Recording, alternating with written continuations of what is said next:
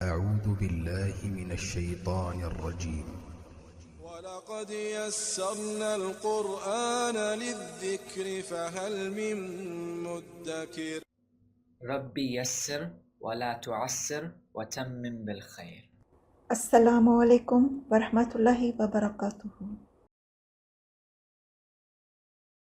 جو ہم نے کل پڑھا ہے پچھلے لیسن میں، اس کو تھوڑا سا ریوائز کر لیتے ہیں۔ فعل سے متعلق ہم نے دیکھا تھا کہ مادہ وہ مواد ہے، وہ را مٹیریل ہے جس سے فعل وجود میں آتا ہے۔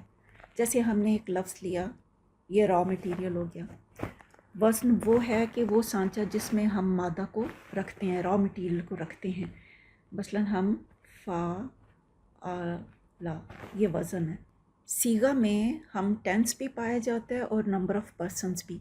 ٹینس جو ہے وہ یہ کہ جس میں زمانہ پایا جا رہا ہو، جیسے ہم کہہ رہے ہوتے ہیں یہاں سے ہم نے نا سا اور را کو ہم نے فا آ لا کے وزن پر رکھا تو یہ بن گیا نا سا را، اور نمبر آف پرسنس کو ریپریزنٹ کیا جا رہا۔ اب دیکھیں جیسے یہ نا سا را ہے، یہ نمبر آف پرسنس کتنے ہیں؟ ہوا، اور اس کے بعد ہم کہتے ہیں نا سا را، تو یہ کس کو ریپریزنٹ کر رہا ہے؟ دو کو، ہما کو، اور یہ ہوم کو ریپریزنٹ کر رہا ہے۔ تو یہ صیغہ ہو گیا۔ اب گردان کسے کہتے ہیں کہ ضمیر کے مطابق فعل کے صیغے بنانے کو ہم فعل کی گردان کہتے ہیں۔ سمپل سی بات ہے، یعنی یہ ہم نے گردان بنا لی۔ دیکھیں یہ ہماری ہے بیسک فعل ماضی معروف کی گردان۔ اس کو ہم نے از پر یاد کر لیا تھا کل ہم نے اس کے 3 اوزان بھی کیے تھے، اور ہم نے کہا تھا فا کلمہ پر اور لام کلمہ پر کوئی تبدیلی نہیں آتی، اور جبکہ عین کلمہ جو ہے وہ تبدیل ہوتا ہے، یعنی اس میں دمہ بھی آ سکتا ہے، فتحہ بھی آ سکتا ہے، اور کسرہ بھی آ سکتا ہے۔ تو یہ تھی گردان ہماری فعل ماضی کے حوالے سے۔ اب جیسے اس میں ہم نے ابھی دیکھے نا سا را ہے، اب اس کو اسی پیٹرن پہ ڈال کے ہم دیکھتے ہیں۔ یہ جیسے ایک گردان بنا لی میں نے، سب سے پہلے اس میں صرف ناصرہ ڈال دیا۔ اب میں اس کی گردان بناتی ہوں۔ ہم نے اس کی گردان بنائی ہے۔ اب ہم اس کو پھر سے سمجھ لیتے ہیں اسی پیٹرن پہ، کہ جیسے یہ دیکھیں فعل سے جو بھی کوئی جملہ شروع ہوتا ہے اس کو ہم جملہ فعلیہ کہتے ہیں، اور کہ جملہ فعلیہ میں فعل ہوگا اور فاعل ہوگا، اس کے بغیر کوئی بھی جملہ مکمل نہیں ہوتا۔ ہم نے اس سے پیچھے ماضی کے جو 3 اوزان پڑھے ہیں، ان میں جو گردان میں استعمال ہونے والا ہر صیغہ جو ہے وہ ایک مکمل جملہ فعلیہ تھا، اور ہر صیغے میں یہ دیکھیں ہر صیغے میں ایک فاعل ضمیر کی صورت میں موجود ہے اور چھپی ہوئی ہے۔ فاعل جو ہے وہ حالت رفع میں ہوتا ہے، اس لیے ہر صیغے میں چھپی ہوئی ضمیر بھی حالت رفع والی ضمیر ہوگی۔ تو یہ دیکھیں اس کے اندر ہوا چھپا ہوا ہے فاعل کے طور پر، یعنی نوسرا اس ایک مذکر نے مدد کی، ان 2 مذکر نے مدد کی، ان سب مذکر نے مدد کی، اس ایک مؤنث نے مدد کی، ان 2 مؤنث نے مدد کی، ان سب مؤنث نے مدد کی۔ تم ایک مذکر نے مدد کی، تم 2 مذکر نے مدد کی، تم سب مذکر نے مدد کی۔ تم ایک مؤنث نے مدد کی، تم 2 مؤنث نے مدد کی، تم سب مؤنث نے مدد کی۔ میں نے مدد کی، ہم نے مدد کی۔ تو اب آپ دیکھ رہے ہیں مدد کی فعل ہو گیا، اور جس کسی نے مدد کی وہ فاعل ہو گیا۔ تو اس طرح سے یہ اسم ضمیر کی صورت میں اس میں فعل تو ہے ہی ہے، لیکن فاعل بھی اسم ضمیر کے طور پر استعمال ہو رہا ہے۔ اب بعض اوقات ایسا بھی ہوتا ہے کہ جملہ فعلیہ میں فاعل جو ہے وہ اسم ظاہر بھی ہو سکتا ہے۔ مثلاً یہاں پہ میں نے کہا کہ ناصرہ اس نے مدد کی، پھر میں یہ بھی کہہ سکتی ہوں کہ حامد نے مدد کی۔ تو اس صورت میں کیا ہوگا؟ یہ دیکھیں جیسے میں نے کہا حامد نے مدد کی، تو ناصرہ حامدن، حامد نے مدد کی، یعنی ایسی صورت میں ہم پھر گردان کے صرف صیغہ نمبر 1 یعنی واحد مذکر غائب، اور صیغہ نمبر 4 یعنی غائب واحد مؤنث کو استعمال کرتے ہیں۔ اس کے بعد ہم اسم ظاہر کو حالت رفع میں لے جاتے ہیں، کیونکہ فاعل تو ہوتے ہی حالت رفع میں ہے، اور مذکر کے لیے ہم صیغہ نمبر 1 استعمال کریں گے، مؤنث کے لیے صیغہ نمبر 4 استعمال کریں گے۔ اس کے علاوہ ہم کہیں پر بھی اس کو ظاہری حالت میں استعمال نہیں کر سکتے، تو فاعل ظاہری حالت کے طور پر صرف صیغہ نمبر 1 اور صیغہ نمبر 4 میں آ سکتا ہے۔ اب یہ دیکھیں یہاں پہ ناصرہ، ساجدہ، سامیہ، جالسہ، یہ فعل اور فاعل، ضمیر کی حالت میں فاعل، یہ سارے اس کے اندر ہی موجود ہیں۔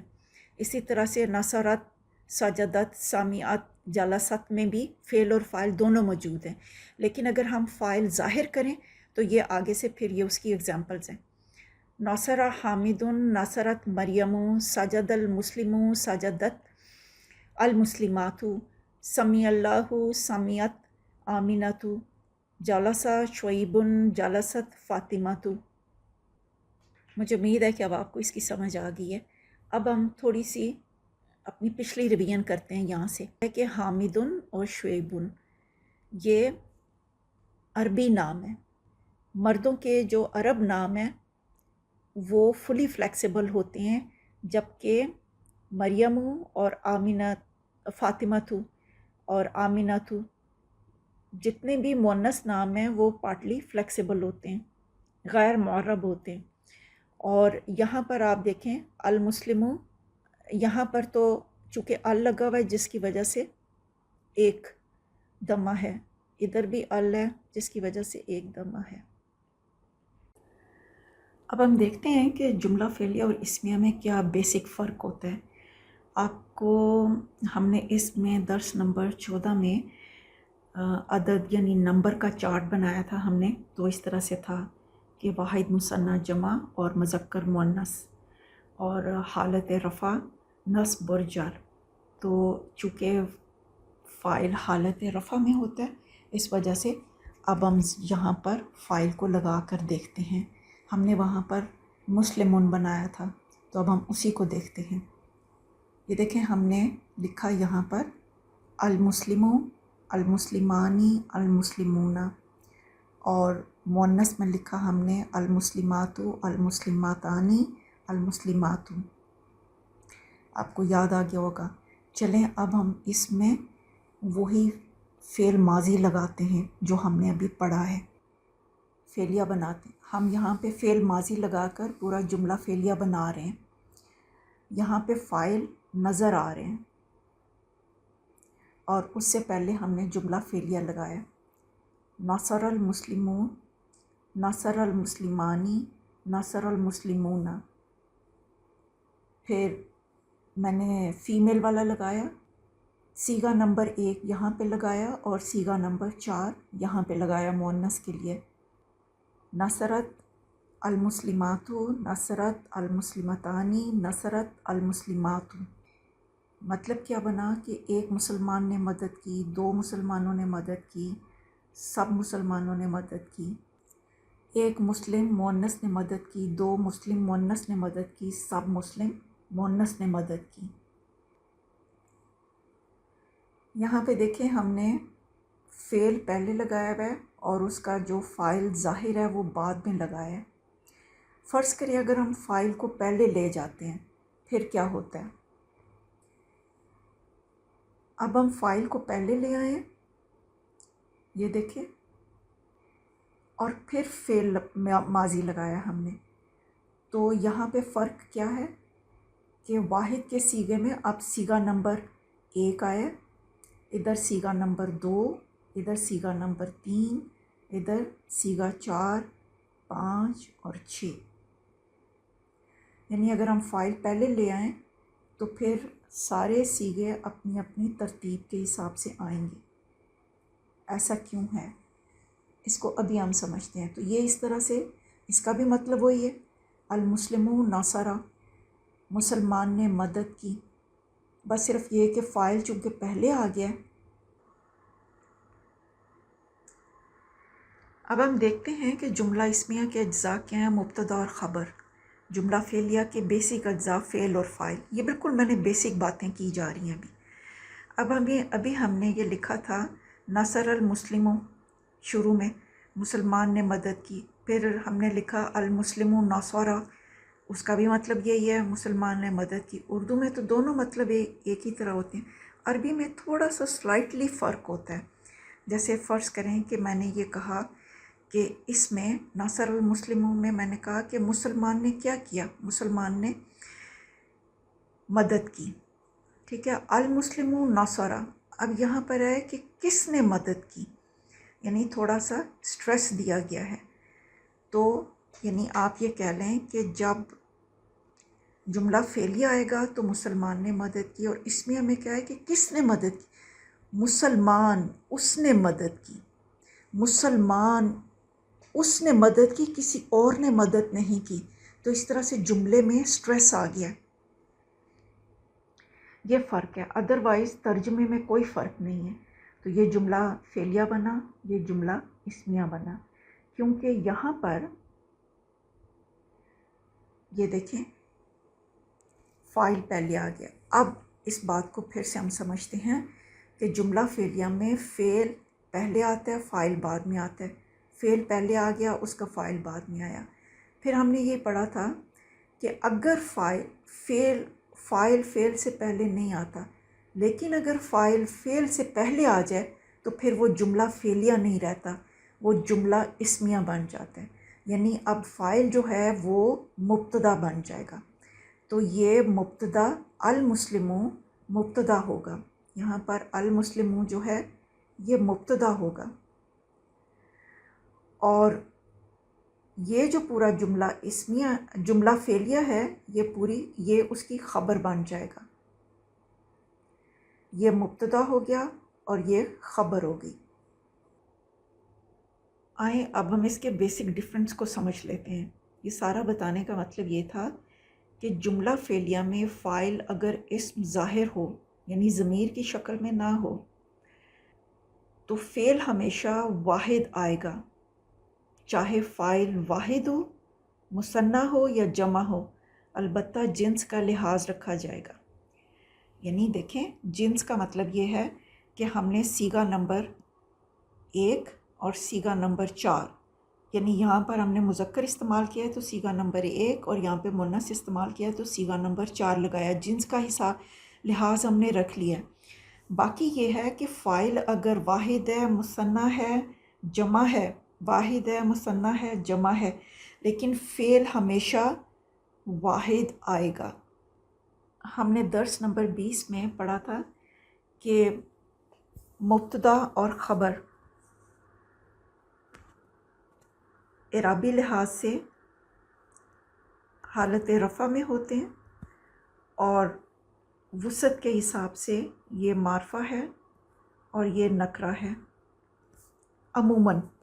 اب اسم کی جو 4 پراپرٹیز تھیں ان میں سے 2 تو کور ہو گئیں، 2 رہ گئیں، اور وہ تھی جنس اور عدد، اور اس میں خبر جو ہے وہ مبتدا کے مطابق ہوتی ہے، وہ اس کو فالو کرے گی۔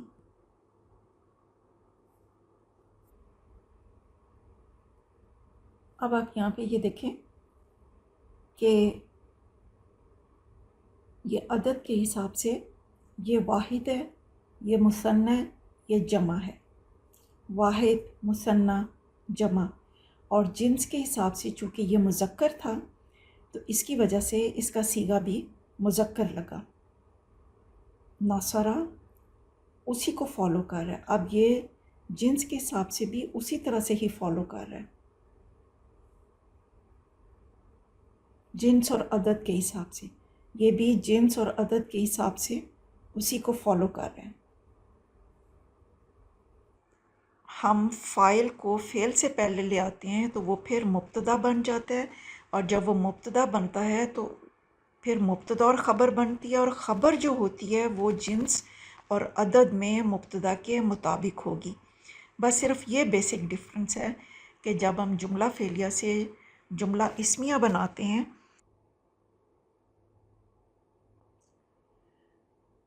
اسی طرح سے ہم یہ دیکھ لیتے ہیں کہ جیسے ضمائر میں یہ ہم نے ضمیر منفصل مرفوع میں پڑھا تھا، ہوا، ہما، ہم، یہ اسم ہے اور حالت رفع میں ہے، معرفہ ہے، جس کی وجہ سے ہم یہ مبتدا بنا سکتے ہیں، ہم انہیں مبتدا کہہ سکتے ہیں۔ اب اس کے آگے ہم خبر لگاتے ہیں اور وہ فعلیہ بناتے ہیں، جملہ فعلیہ لگا دیں گے تو وہ خبر بن جائے گی۔ آئیں ہم دیکھتے ہیں کہ اس میں کیا ہوتا ہے۔ یہ ہم نے جملہ اسمیہ بنایا اور اس میں آگے جب ہم فعل لگا رہے ہیں، جملہ فعلیہ لگا رہے ہیں، تو وہ عدد اور جنس کے حساب سے اپنے مبتدا کو فالو کر رہی ہے۔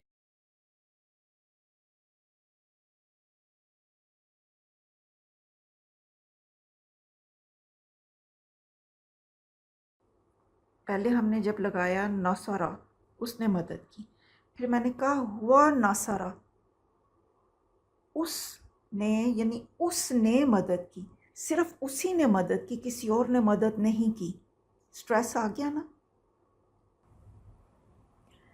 المختصر آج ہم نے یہ پڑھا ہے کہ جملہ فعلیہ میں سیغوں کی شکل میں گردان میں جو سیغے ہم بنا رہے ہیں وہ اس میں فعل اور فاعل ضمائر کی شکل میں بھی آ سکتے ہیں، البتہ فاعل اگر ظاہر کرنا ہو تو وہ صرف سیغہ نمبر، گردان کے سیغہ نمبر 1 اور 4 میں آئے گا ظاہری حالت میں۔ اسی طرح سے ہم نے جو بیسک فرق جملہ فعلیہ اور اسمیہ میں دیکھا تھا کہ جملہ فعلیہ جو ہے اس میں فعل جو ہے وہ فاعل کو صرف جنس میں میچ کرتا ہے۔ اگر فاعل مذکر ہے تو فعل میں بھی مذکر کا صیغہ ہوگا، اگر فاعل مؤنث ہے تو فعل میں بھی مؤنث کا صیغہ ہوگا۔ اس کے علاوہ عدد میں یہ ہے کہ فعل ہمیشہ عدد میں واحد ہوگا، چاہے فاعل واحد ہو، مثنیٰ ہو یا جمع ہو۔ جملہ اسمیہ میں مبتدا اور خبر عدد اور جنس کے حساب سے میچ کرتے ہیں، تو اس طرح سے ہم جملہ فعلیہ کو جملہ اسمیہ میں بھی بدل سکتے ہیں۔ یعنی جملہ فعلیہ اسمیہ میں اس کے 2 پارٹس ہیں، مبتدا اور خبر، تو خبر جو ہے وہ پورا جملہ فعلیہ بھی ہو سکتی ہے۔ اگلے لیسن تک کے لیے اجازت دیجیے۔ اللہ تعالی ہم سب کا حامی و ناصر ہو۔ السلام علیکم ورحمۃ اللہ وبرکاتہ۔